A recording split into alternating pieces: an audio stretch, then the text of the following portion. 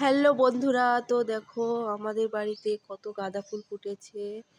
এই দেখো কত সুন্দর লাগছে। তো সবাইকে শুভ বিকাল।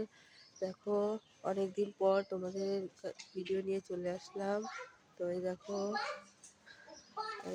কত ফুল, আর ফুলগুলো কত সুন্দর। তোমাদের কেমন লেগেছে অবশ্যই বলবে। দেখো কত বড় বড় ফুলগুলো।